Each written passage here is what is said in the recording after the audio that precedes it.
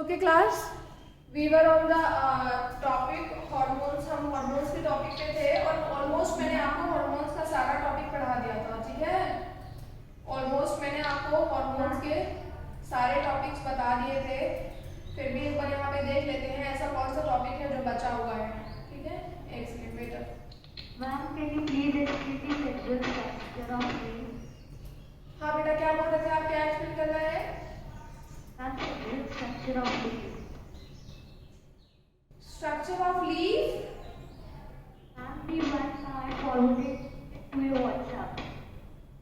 अच्छा अच्छा, हाँ वो मैं एक्सप्लेन करती हूँ, वेट करो इसे।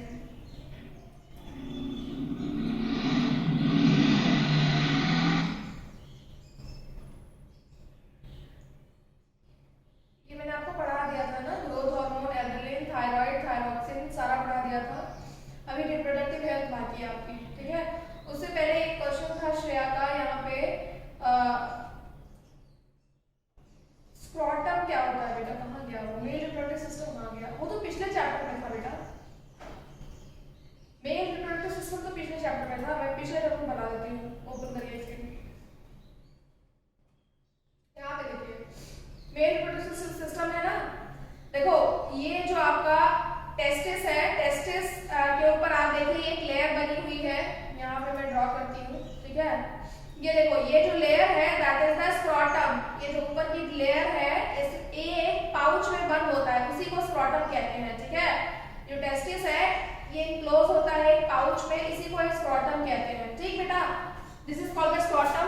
स्क्रॉटम में टेस्टिस को क्यों रखा जाता है? To maintain the temperature that is the 4 degree Celsius, -4 degree Celsius temperature maintain करने के लिए, क्योंकि टेस्टिस सिर्फ -4 डिग्री सेल्सियस टेम्परेचर में ही सर्वाइव करेगा। एक लेयर पाई जाती है यहाँ पे इस तरह से, that is called the scrotum. Scrotum में टेस्टिस जो होता है वो सेफ रहता है, ठीक है। इसके बाद ये जो आपको ये पाइप जैसा स्ट्रक्चर दिख रहा है that is the vas deferens, इसको हम कहते हैं वास डिफरेंस कहते हैं, ठीक है। It is the vas deferens. और यहाँ पे आपका, यहाँ पे इस तरफ यहाँ आपका प्रोस्टेट ग्लैंड पाया जाता है, ठीक है। मेल में अगर हम बात करें तो मेल का जो प्रोस्टेट ग्लैंड होता है वो यहाँ पे होता है, प्रोस्टेट ग्लैंड। और ये जो दो आपको छोटे छोटे बल्ब के फॉर्म में दिख रहे हैं that is the bulbourethral gland. इसको हम कहते हैं बल्बोयूथरल ग्लैंड, ठीक है। This is the bulbourethral gland. तो मेल में बहुत सारी चीजें आप देखोगे क्या होता है, आप देखो श्रेयस में ये लिखा बेटा कि जब टेस्टिस का फॉर्मेशन, सर टेस्टिस में स्पर्म का फॉर्मेशन होता है, इन्हीं दोनों टेस्टिस में स्पर्म का फॉर्मेशन होता है, ठीक है।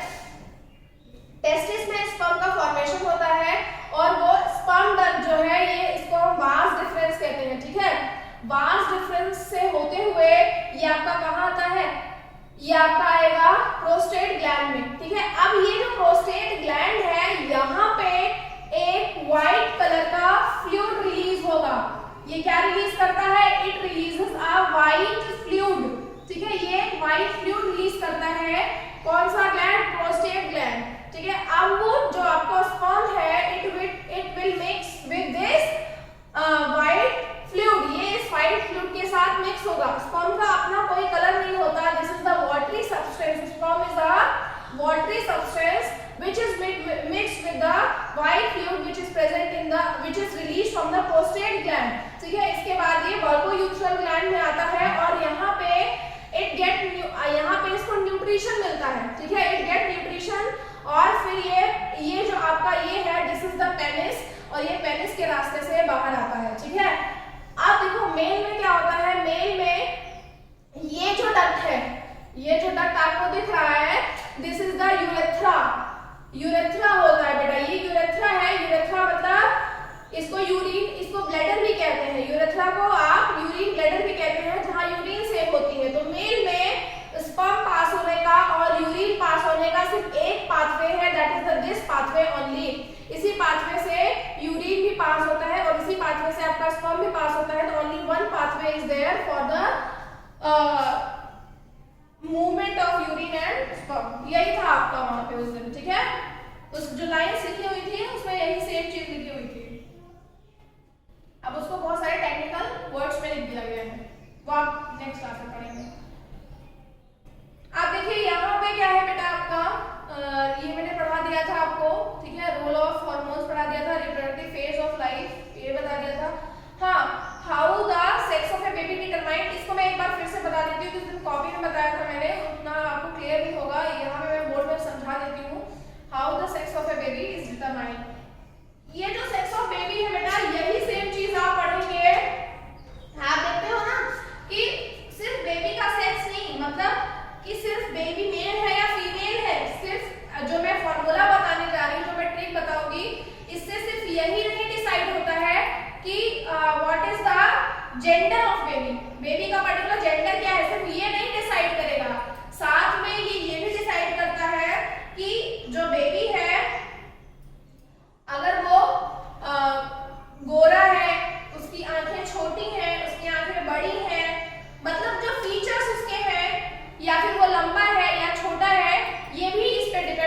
है, ठीक है, वो मदर पेरेंट्स पे उसके डिपेंड करता है ना, तो वो भी इसी फॉर्मूले से ही हम निकालते हैं, ठीक है, वो भी हम किससे निकालते हैं, सेम इसी फॉर्मूले से निकालते हैं जो मैं आपको बताने जा रही हूँ।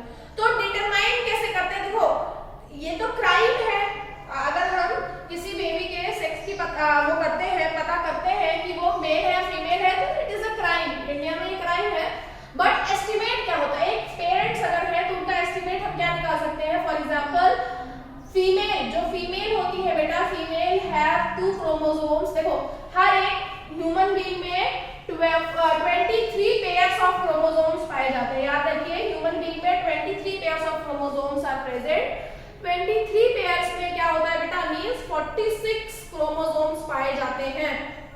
अब ये क्रोमोसोम्स कहाँ पाए जाते हैं, क्रोमोसोम्स आपका जो सेल है, सेल के अंदर न्यूक्लियस है, न्यूक्लियस के अंदर डीएनए है, डीएनए में ये क्रोमोसोम्स आपके पाए जाते हैं, ठीक है, तो 46 क्रोमोसोम्स पाए जाते हैं। 46 क्रोमोसोम में आपके 44 क्रोमोसोम्स जो होते हैं वो ऑटोसोम्स होते हैं। 44 क्या होते हैं, ऑटोसोम्स होते हैं। 44 मतलब क्या होगा, 22 पेयर, 44 मतलब 22 पेयर, मतलब एक पेयर हमारे पास बचा, हमारे पास 23 पेयर था, इसमें 22 पेयर तो ऑटोसोम हो गया, जो बेबी के सेक्स में पार्टिसिपेट ही नहीं करता है, वो नहीं बताता है, उसका जेंडर बताता ही नहीं वो मेल है या फीमेल है, सिर्फ एक पेयर ऑफ क्रोमोसोम जो है वही डिसाइड करेगा। 1 पेयर ऑफ क्रोमोसोम, जो 23rd क्रोमोसोम है, ओनली 1 पेयर मतलब 2 क्रोमोसोम डिसाइड करते हैं कि either he is a male और शी इज अ फीमेल, ठीक है, समझ में आया। अब यहाँ पे देखिए, अगर हम यहाँ पे बात करते हैं में फीमेल क्रोमोसोम की, तो फीमेल में आपके जो क्रोमोसोम्स पाए जाते हैं that is X and X, ठीक है, फीमेल में क्रोमोसोम पाया जाएगा X और X, और मेल में जो पाया जाता है that is X and Y। तो एक ही क्रोमोसोम डिफर है मेल में, that is the Y chromosome, ठीक है। अगर हम यहाँ पे आपको डायग्राम दिखाते हैं तो फीमेल का X और X लिखिए और आप मेल का बेटा X और Y लिखो, ठीक है, समझ में आया आपको, अलग अलग कलर से दिख रहा होगा तो ज्यादा समझ में आएगा, ठीक है। अब देखो, अब हम क्या कराते हैं, फ्यूजन कराते हैं न्यूक्लियस का, ठीक है, न्यूक्लियस का फ्यूजन कराते हैं। पहले केस में जब ये X इस X से फ्यूज करेगा, ठीक है, दूसरे केस में ये X इस X से फ्यूज करेगा, ठीक, देखो तो अब पहला केस देखिए, और तीसरे केस में ये X इस X से फ्यूज करेगा, और चौथे केस में ये X इस X से फ्यूज करेगा। पहला केस देखिए, ब्लू वाला X ब्लैक वाला X के साथ फ्यूज करेगा, ठीक है, तो जब ब्लू वाला X ब्लैक वाले X के साथ फ्यूज करेगा तो फॉर्मेशन किसका होगा, X का, और दूसरा भी क्या है, X है, ठीक है। सिमिलर कंडीशन दूसरे में भी होगी, X और X, ये आपकी कौन सी कंडीशन हो गई, पहली कंडीशन हो गई। दूसरा वाला क्रोमोसोम जो हमारा Y है, ठीक है, Y को मैं यहाँ पे रेड से लिख दे रही हूँ, ये दूसरा क्रोमोसोम हमारा Y क्रोमोसोम है, ठीक है। नीचे की कंडीशन देखिए, जब दूसरे में हम क्रॉस करेंगे, Y को X से करेंगे, तो हमारा एक का फॉर्मेशन कौन सा होगा, 1 विल बी द X, एक हमारा X बनेगा, और दूसरा वाला हमारा क्या बनेगा बेटा, Y बनेगा, ठीक है, X और Y, नीचे वाला Y है उसको X मत समझ लीजिएगा, ठीक है। इसी तरह से जब हम इसमें मेटिंग कराएंगे तो पहला वाला हमारा X बनेगा और दूसरा वाला हमारा क्या बनेगा, Y बनेगा। तो आप इस हिसाब से देख सकते हो कि 2 हमको X और X मिले हैं और 2 हमको X और Y मिले हैं ना, मतलब 2 हमको बेबी गर्ल चाइल्ड मिली है और 2 हमको बॉय चाइल्ड मिले हैं।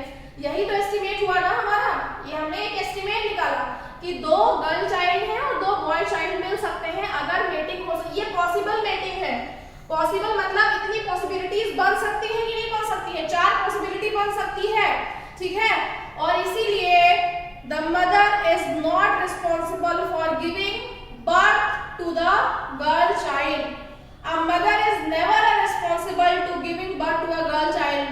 मदर कभी भी रिस्पॉन्सिबल नहीं होती, बट इन आर इंडिया क्या होता है, मदर को इसीलिए क्या किया जाता है, क्रिटिसाइज किया जाता है to give birth to the female child, girl child किया जाता है कि नहीं। बहुत सारे गांव में आज भी देखिए, इंडिया के बहुत सारे गांव में, इवन बहुत सिटीज में भी देखो, अगर मदर गर्ल चाइल्ड को बर्थ देती है तो मदर को क्रिटिसाइज किया जाता है, but in reality the father is responsible for giving birth to a male child और अ फीमेल चाइल्ड। सिर्फ फादर रिस्पॉन्सिबल होता है, ना कि मदर, ठीक है।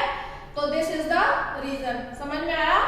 इसीलिए कभी भी एक फीमेल को ब्लेम नहीं करना चाहिए for giving birth to a girl child, ठीक है। ये लाइन आपकी एनसीईआरटी में भी लिखी हुई है, क्लास 12 की एनसीईआरटी में जब आप पढ़ेंगे तो आप उसमें देखेंगे बेटा, ठीक है। तो ये हो गया sex of A baby determine, ठीक। वही सेम चीज यहाँ भी दी हुई है, ठीक है।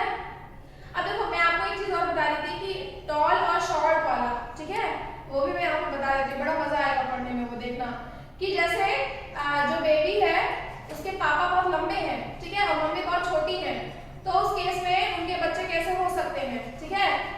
या फिर फादर की आंख जो है वो ब्लैक है, मदर की आंख ब्राउन है, तो बच्चे की आंख कैसी होगी, ठीक है। वही सेम चीज देखो, जैसे फॉर एग्जांपल एक फ्लावर के लिए हम समझाते हैं, ये सबके लिए एप्लीकेबल है, वो ह्यूमन बीइंग के लिए भी है, प्लांट्स के लिए भी, एनिमल्स के लिए भी। फ्लावर एक हम लेते हैं, ठीक है, एक फ्लावर है, ठीक। एक फ्लावर है जो दो तरह के फ्लावर्स देता है, दो तरह के फ्लावर्स। फ्लावर का एग्जांपल बाद में समझाते हैं, पहले हम आपको समझाते हैं, नहीं फ्लावर कैसे समझाते हैं, ठीक है। फ्लावर है, ठीक है, दो फ्लावर लिए हैं हमने, और फ्लावर में हमने एक रेड फ्लावर लिया है, ठीक है। एक हमने क्या लिया है बेटा, दो हम ले रहे हैं, ठीक है। एक हम रेड फ्लावर लेंगे और दूसरा हम व्हाइट फ्लावर लेंगे, ठीक है। एक हमने रेड फ्लावर लिया है, दूसरा व्हाइट फ्लावर लिया है। रेड फ्लावर का जो क्रोमोसोम होगा उसको आप कैपिटल आर आर से मानिए, कैपिटल आर और कैपिटल आर, और जो व्हाइट फ्लावर होगा उसको कैपिटल डब्ल्यू और कैपिटल डब्ल्यू से मानिए, ठीक है। रेड फ्लावर क्या होगा, कैपिटल आर और स्मॉल आर, और जो आपका व्हाइट वाला होगा वो कैपिटल डब्ल्यू और एक सेकंड, आप अभी एक ही एक क्रोमोसोम से सीखिए, आप दो से नहीं सीख पाएंगे। इसको आप कैपिटल आर मानिए, इसको आप कैपिटल डब्ल्यू मानिए, ठीक है। रेड फ्लावर को रिप्रेजेंट करने के लिए हमने क्या किया, कैपिटल आर ले लिया, और व्हाइट फ्लावर को रिप्रेजेंट करने के लिए हमने कैपिटल डब्ल्यू ले लिया, ठीक है। अब दो रेड फ्लावर का दो व्हाइट फ्लावर के साथ उसके न्यूक्लियस को फ्यूज करेंगे, तो आर और आर, ठीक है। आर और आर हम मिक्स करते हैं, और एक कैपिटल फ्लावर और एक उसमें व्हाइट फ्लावर को, और डब्ल्यू और डब्ल्यू, ठीक है। यहां जो बनेगा दैट विल बी द,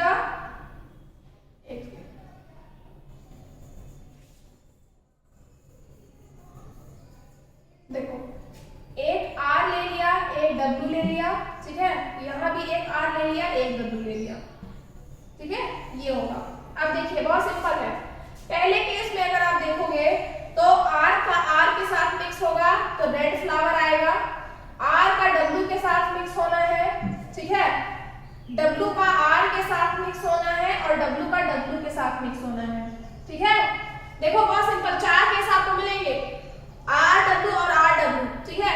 इस केस में देखिए बहुत सिंपल है बेटा, जो आर आर आया वो पूरा का पूरा रेड फ्लावर आएगा, आर आर दोनों कैपिटल आर है, मतलब फ्लावर उस केस में भी पूरा रेड आएगा, रेड फ्लावर निकलेगा, ठीक है। और जो पूरा पूरा डब्ल्यू है वो फ्लावर पूरा पूरा व्हाइट आएगा, ठीक है, वो फ्लावर पूरा पूरा क्या आएगा, व्हाइट आएगा। यही सेम केस हर केस में भी होता है, जैसे आप देखते हो ना क्या उसको कहते हैं, ब्लड ग्रुप, जो आपका ब्लड ग्रुप होता है वो भी तो मदर फादर से रिलेटेड होता है ना, वो भी इसी ऐसे निकलता है, इसी केस से निकलता है हमारा। अब देखो दो के केस में आर और डब्ल्यू मिक्स है बेटा, और अगर हम रेड और व्हाइट को मिक्स करेंगे तो पिंक बनेगा कि नहीं, रेड और व्हाइट को मिक्स करते हैं तो पिंक बनता है। तो दो फ्लावर हमको ऐसे मिलेंगे जो ना रेड होंगे ना व्हाइट होंगे, वो पिंक होंगे हमारे, समझ में आया कि नहीं। दो फ्लावर हमको ऐसे मिलेंगे जो ना रेड होंगे ना व्हाइट होंगे, वो हमको पिंक मिलेंगे, एक फ्लावर पूरा रेड, एक फ्लावर पूरा व्हाइट, और दो फ्लावर ऐसे होंगे which has the color of pink, two flowers will be of pink color, ठीक है। this is the characters, ये ऐसे characters हैं जो पेरेंट्स से ऑफस्प्रिंग में पास होते हैं, these are the characters which pass from the parents to offspring, समझ में आया। तो देखो दो सिमिलर पेरेंट्स की तरह हो गए और दो क्या हो गए, डिफरेंट हो गए फ्रॉम देयर पेरेंट्स। समझ में आ गया भाई आपको? समझ में आया बेटा ये ठीक है। अब मैं टॉल वाला बताती हूँ केस, ठीक है। ये तो फूल का केस हो गया था, ये तो फ्लावर का केस हो गया था। अब मैं आपको ह्यूमन का केस बताती हूँ। ह्यूमन के केस में देखो क्या होता है आपका। ह्यूमन के केस में अगर मैं बताऊँ तो टॉल और डॉर्फ कैसे होते हैं। जैसे अगर फादर लंबे हैं और मदर छोटी है तो जो बच्चे होते हैं वो कैसे हो सकते हैं, एस्टिमेट क्या हो सकता है, ठीक है। मैं एस्टिमेट लगाती हूँ तो यहाँ पे एस्टिमेट आपको समझ में आएगा। देखो अगर टॉल की बात करें, ठीक है, टॉल की बात करें तो टॉल को कैपिटल टी से रिप्रेजेंट करो, ठीक है। और स्मॉल की बात करें, ठीक है, स्मॉल या डॉर्फ, डॉर्फ मतलब छोटा या स्मॉल, तो स्मॉल को इससे स्मॉल टी से करते हैं, ठीक है। Tall is the capital T and small is the small T, ठीक है। ये हमारा टॉल का कैरेक्टर है, ठीक है। अब मान लीजिए एक पेरेंट टॉल है, एक पेरेंट छोटा है, ठीक है। एक पेरेंट बड़ा है, एक पेरेंट छोटा है। पेरेंट्स में हमारे मान लो फादर बड़ा है, मदर छोटी है। हाइट में, हाइट की हम बात करते हैं, ठीक है। तो देखो जनरेशन की बात करते हैं। पहले जनरेशन में, फर्स्ट जनरेशन, पहले जनरेशन में अगर टी और टी की मेटिंग होगी तो क्या होगा उस केस में, टी एंड टी, इधर भी सेम टी एंड टी करा दो उनकी मेटिंग। मेटिंग में देखो क्या होगा, पहले केस में दोनों कैपिटल टी आएंगे, ठीक है, टी और टी। दूसरे केस में कैपिटल टी स्मॉल टी, तीसरे केस में कैपिटल टी स्मॉल टी। अगर हम इसका और इसका मेटिंग कराते हैं, इनका और इनका, ठीक है, और फिर इसका और इसका, तो small T and small T, ठीक है, ये आ गया।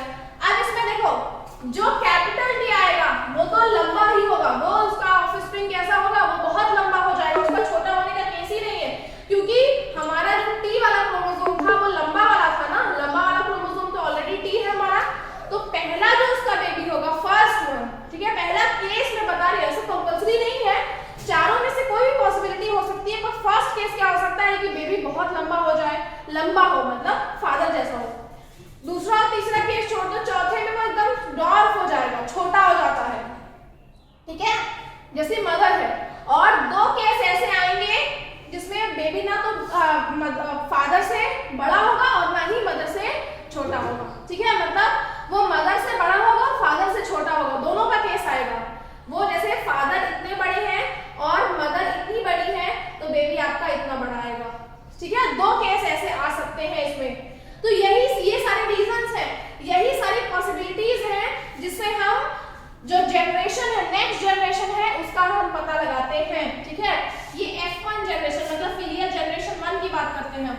इसी तरह से हम फिलियल जनरेशन 2 की बात करेंगे तो और पॉसिबिलिटी 16 पॉसिबिलिटीज आ जाती है बेटा, ठीक है। जैसे इसमें 4 पॉसिबिलिटी आई और हमने अगर इन चारों की मेटिंग करा दी तो 16 पॉसिबिलिटी बनती है हमारी, ठीक है। उस 16 पॉसिबिलिटी में जो पॉसिबिलिटी बनती है वो 9:3:3:1 के रेशियो में बनती है, मतलब 9 बच्चे हमारे पूरे बड़े होंगे, 3 और 3 ऐसे होंगे जो डिफरेंट टाइप्स के होंगे और एक जो है वो सबसे छोटा बनेगा, ठीक है। अगर हम इन चारों की मेटिंग कराते हैं तो 9 सबसे बड़े बनेंगे, 3 और 3 अलग-अलग टाइप के बनेंगे, मतलब ये 3 अलग टाइप के होंगे, ये 3 अलग टाइप के होंगे और एक जो होगा वो सबसे छोटा होगा। इसी तरह से फैमिली में वेरिएशंस आते हैं, समझ में आया आपको? यही रीजन है वेरिएशंस का इन द फैमिली। फैमिली में जो आपको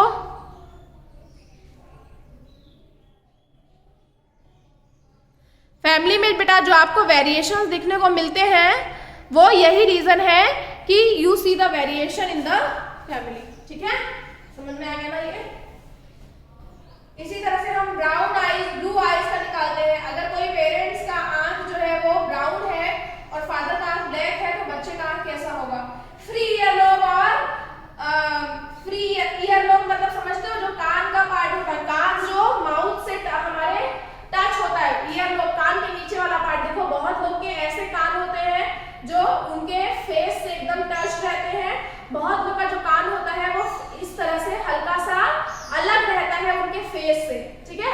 तो फ्री ईयरलोब और जॉइंट ईयरलोब ये भी पेरेंट्स के कैरेक्टर्स होते हैं जो पेरेंट्स के ऑफस्प्रिंग्स में जाते हैं, ठीक है।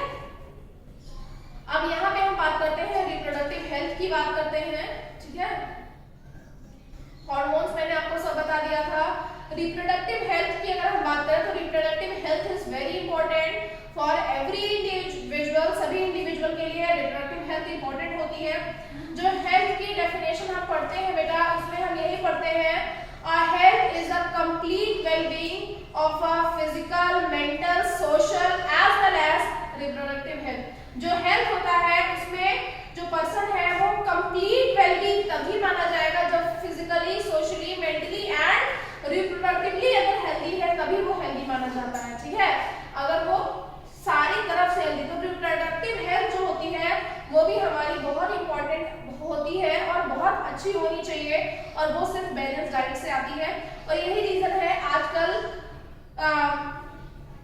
people are not taking the balanced diet, that's why they are facing so many problems related to their reproductive health। अपनी reproductive health को लेके बहुत सारी problems face करते हैं। फॉर एग्जांपल गर्ल्स में आपने यहाँ पे देखा था कि गर्ल्स में starting of menstrual cycle that is called the menstruation, यहाँ पे मेंस्ट्रुएशन वर्ड पढ़ा था ना आपने, और एक मेनार्च, मेनार्च क्या होता है, स्टार्टिंग ऑफ मेंस्ट्रुएशन।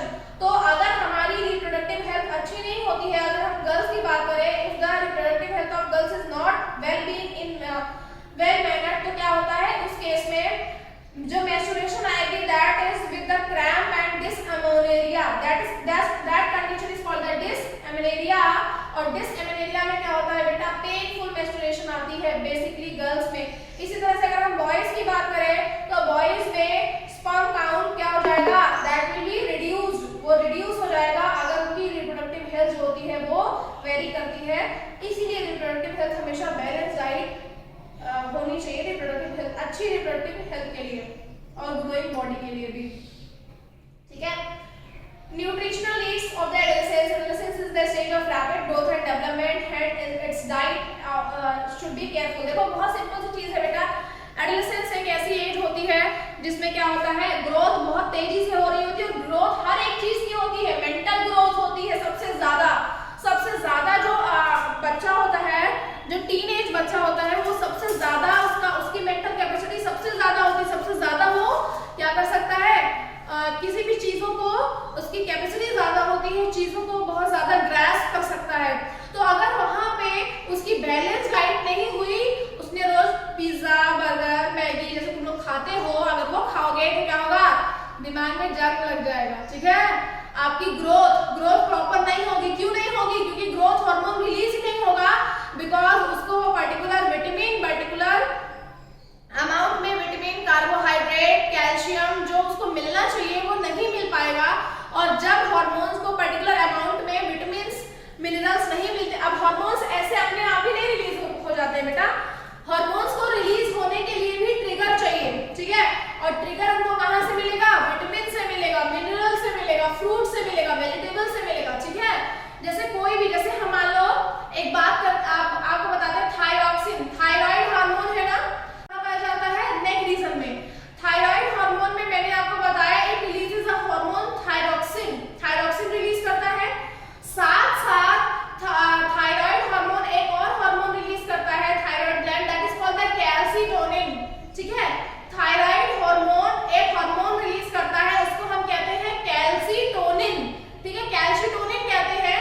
और वो जो कैल्सिटोनिन हार्मोन है वो क्या करता है, ब्लड में कैल्शियम लेवल को इंक्रीज करता है, इससे हमारी बोन्स मजबूत रहती हैं, ठीक है, समझ में आया। कैल्सिटोनिन जो हार्मोन है वो हमारी हड्डियों को क्या प्रोवाइड करता है, कैल्शियम प्रोवाइड करता है, कैल्सिटोनिन हार्मोन, ठीक है। कैल्शियम कहां से मिलेगा हमको, अब कैल्शियम जब हम बाहर से लेंगे, जो जैसे हमने कैल्शियम कहां से लिया, मिल्क में तो प्रोटीन होता है, कैल्शियम हमको बाहर से लेना होगा, ठीक है। कैल्शियम हमने बाहर से लिया, जैसे सिट्रस फ्रूट्स है हमारे, ठीक है। तो ये सारी चीजें, जैसे मीट है हमारा, मीट में तो प्रोटीन होता है, वेजिटेबल्स बहुत सारी है जिसमें कैल्शियम होता है, तो कैल्शियम हमने बाहर से लिया, ठीक है। अब वो बाहर से जब कैल्शियम हमने लिया तो वो जाके हमारे थायराइड ग्लैंड में कैल्सिटोनिन को एक्टिवेट करेगा, और तब रिलीज होगे क्या बनेगा, हमारे हड्डियों को मजबूत करेगा, ठीक है। अच्छा बेटा एक चीज और मैं आपको बता दूं कि ओल्ड एज में जो ओल्ड पीपल होते हैं उसमें क्या होता है, उनके घुटने में दर्द होता है, वो जब चलने लगते हैं तो चल नहीं पाते हैं, उनकी पूरी बॉडी में हड्डी, क्यों होता है, क्योंकि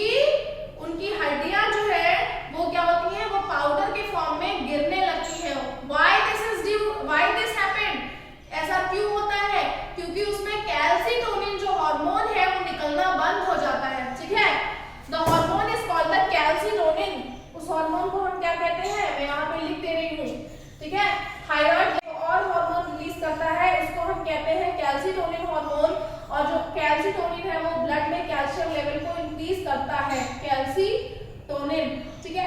अब क्या होता है, ओल्ड एज में यही कैल्सिटोनिन निकलना बंद हो जाता है, जिसकी वजह से ऑस्टियोपोरोसिस होने लगता है, ऑस्टियोपोरोसिस। अब ये ऑस्टियोपोरोसिस क्या होता है, ऑस्टियोपोरोसिस क्या होता है, हड्डियां जब गल गल के पाउडर के फॉर्म में ब्लड में आने लगती है, हड्डी जो जैसे मान लो हड्डी है तो ये कैल्शियम और फास्फोरस से मिलकर बनी है, तो जब ये हल्का सा क्या होता है पाउडर के फॉर्म में गिर गिर के ब्लड में आने लगेगी, तो मतलब हड्डियां कमजोर होने लगती हैं, उस प्रोसेस को ऑस्टियोपोरोसिस कहते हैं। ऑस्टियोपोरोसिस क्यों होता है, due to the lack of calcitonin, और कैल्सिटोनिन कब रिलीज होगा, जब हम कैल्शियम खाएंगे, पर अब ये कैल्शियम वाला फूड खाएंगे, अब क्या होता है, ये ऑस्टियोपोरोसिस बुढ़ों में नहीं बच्चों में भी होने लगा है, क्यों, because of the lack of this calcitonin hormone. इसीलिए टीन एज में क्या होना चाहिए, balance diet is very much important. समझ में आ गया सबको, ठीक है। इसीलिए आज से सबका ये chips, packet, snacks, pizza, burger खाना बंद, ठीक है।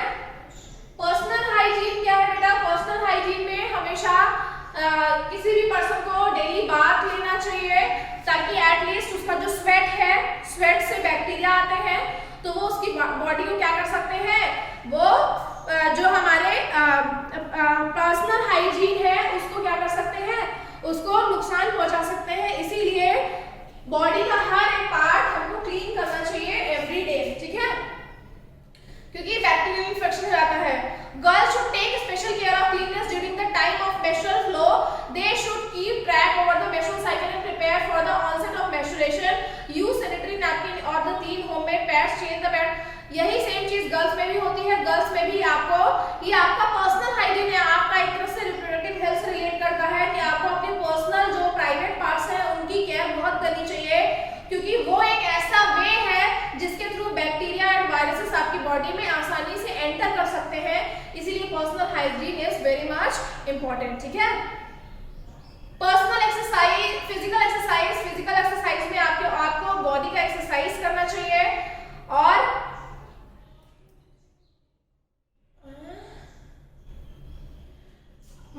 ठीक है। यहाँ पे देखो मिथ्स लिखा है बेटा, myths, truths, do and don'ts, ठीक है।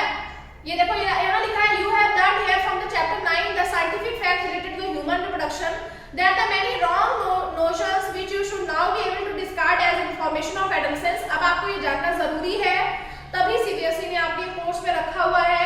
For example there are the many myths and truths regarding to the bodily changes adolescents experience, some of these are given below and now as argue why these myths are not fact. जैसे होता है कि a girl become pregnant if she looks the boy during the menstruation, अगर girls menstrual cycle period में है और वो boy को देखती है तो प्रेग्नेंट हो जाती है, तो दिस इज द मिथ, ये ऐसा कुछ नहीं होता है, ठीक है, डरने की जरूरत नहीं है।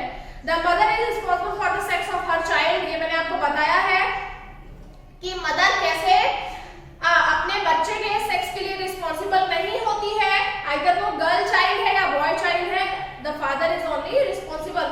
अ girl should not be allowed to work in the kitchen during the menstruation.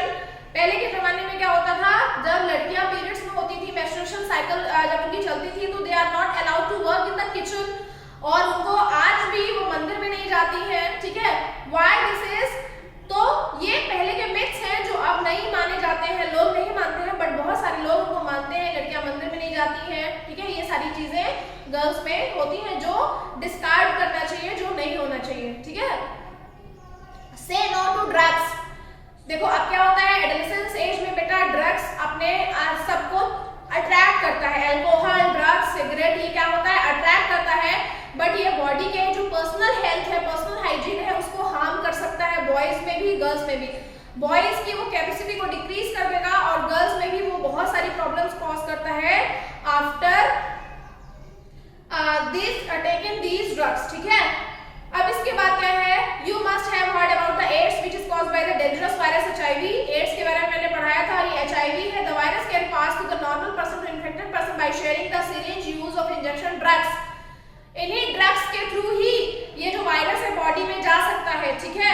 अगर किसी ने मान लो ड्रग्स लिया, सिरिंज लिया, और तुमने भी उसको ले लिया, तो क्या होगा, वो जा सकता है। It can pass from infected mother to her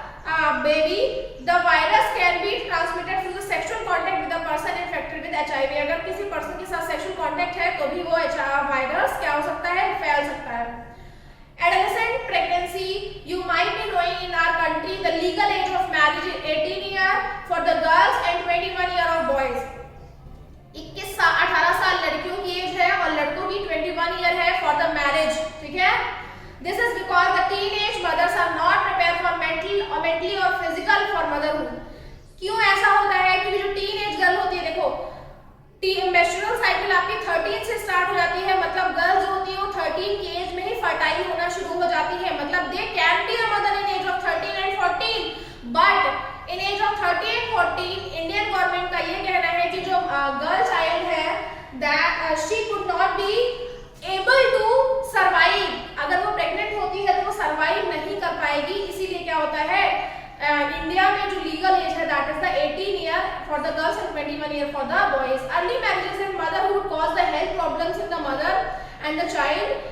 It also curtails employment opportunities for the young woman and many cases mental agony and she not be ready for the responsibility of motherhood.